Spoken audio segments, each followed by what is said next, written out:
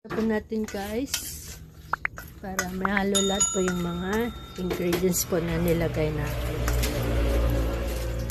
Wow, sarap guys. So yummy yummy. Mix po natin mabuti. Pinalambot natin yung ano guys, yung lalat ng baka. Hindi ko makuha.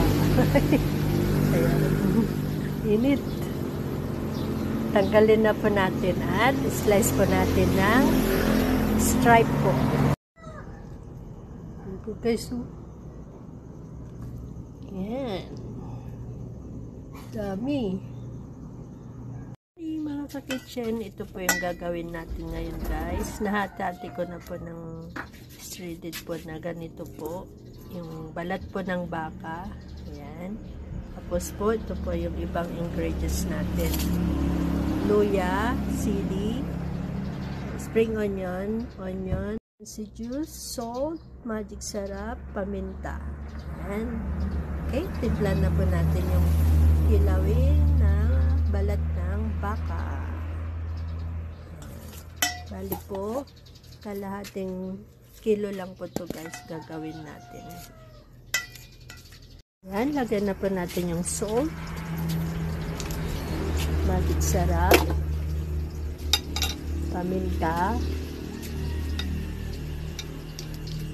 and then sibuyas po,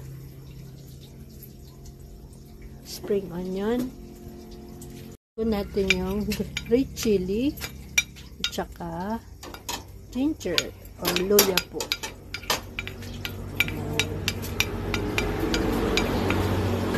Then, 12 pieces po na kalamansi juice to guys. Mix na po natin. Guys. Para mahalo lahat po yung mga ingredients po na nilagay natin. Wow, sarap guys. So, yummy yummy.